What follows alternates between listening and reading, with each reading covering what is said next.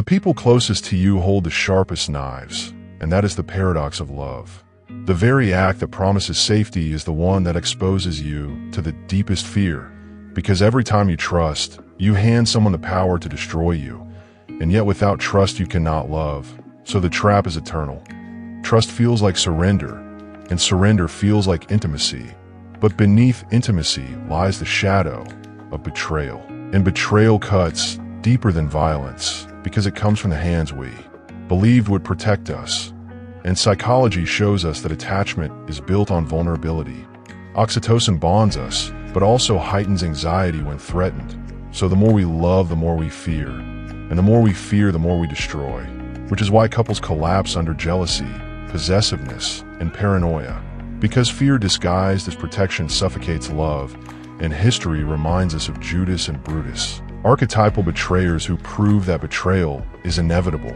Yet we keep trusting because evolution hardwired us to bond for survival. But betrayal trauma rewires the brain, leaving scars that make trust nearly impossible. And so the cycle repeats. Fear creates control. Control destroys love. Love dies not from hate, but from suspicion. And the king archetype rules with paranoia, losing the loyalty he craves, while the fool trusts blindly, and the cynic trusts no one, both trapped in extremes. Because the cruel truth is that trust is both the key to intimacy and the weapon of destruction. And the trap isn't betrayal itself, but the fact that you cannot love without risking it. So the paradox becomes inescapable. To love is to fear, and to fear is to love. And the sharpest knives will always be held by the ones closest to us.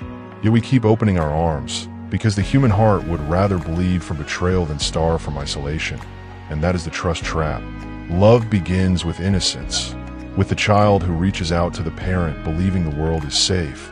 But even their betrayal lurks, when promises are broken, when neglect replaces care, when abandonment teaches the child that trust is dangerous.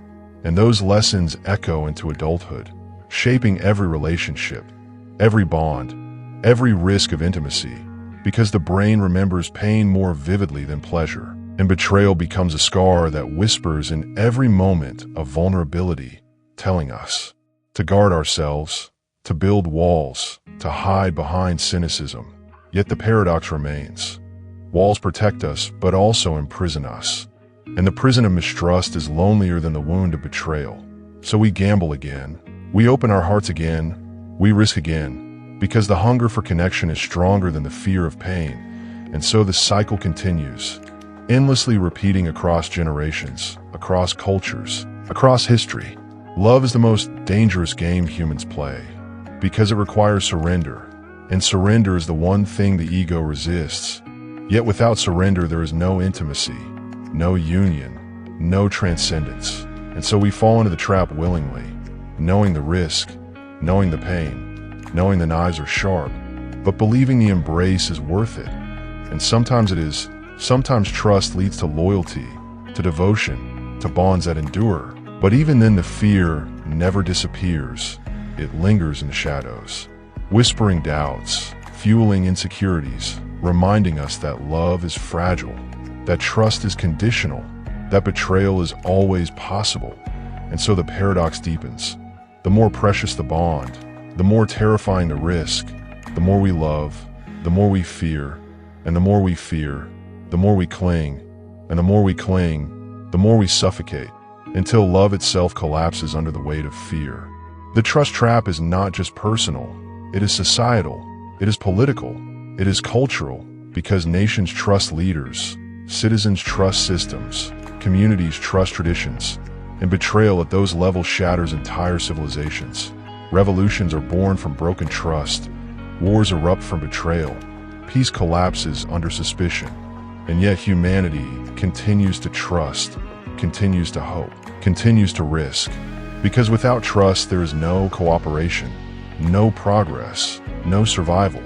And so the paradox scales infinitely.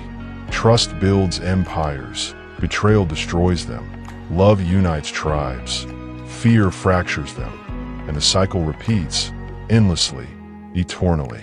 The archetypes play their roles: the lover who surrenders, the betrayer who wounds, the king who controls, The fool who trusts blindly, the cynic who trusts no one, the prisoner who fears freedom, the shadow who whispers doubt, and together they dance in the theater of human relationships, repeating the same story across time, across cultures, across lives, because the trust trap is universal, inescapable, eternal. To love is to fear is to love, and the sharpest knives will always be held by the ones closest to us. Yet we keep opening our arms because the human heart would rather bleed from betrayal than starve from isolation, and that is the trust trap. And when you look deeper, you realize that trust is not just about relationships, but about existence itself. Because every morning you wake up trusting the world will still be here, trusting the ground beneath your feet, trusting the air in your lungs. And yet earthquakes shatter cities, storms drown homes, diseases betray bodies, and even life itself proves untrustworthy, because death is the ultimate betrayal, the breaking of the promise that tomorrow will come. And so the trust trap extends beyond love, beyond society, into the very fabric of existence, reminding us that trust is the most fragile yet most necessary illusion we carry. And without it we collapse into despair, but with it we risk heartbreak. And so we choose heartbreak again and again, because despair is worse. That is why lovers still marry, friends still confide, nations still sign treaties, and children still reach out for their parents, because the hunger for connection outweighs the terror of betrayal. And so the trust trap is not a curse to escape, but a paradox to embrace. Because to live without trust is not to live at all, and to love without fear is not to love at all.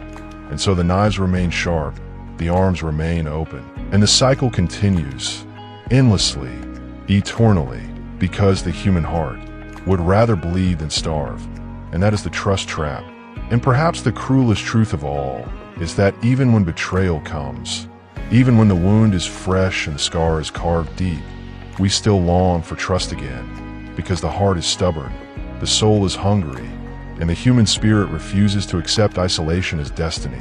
So we rebuild, we risk, we surrender once more, knowing the danger, knowing the pain, knowing the knives are waiting, and yet believing that love, fragile as it is worth every wound, because without it life is nothing but survival, and survival without trust is emptiness, and emptiness is a fate worse than betrayal. And so the trust trap holds us forever, binding us to the paradox that defines our existence.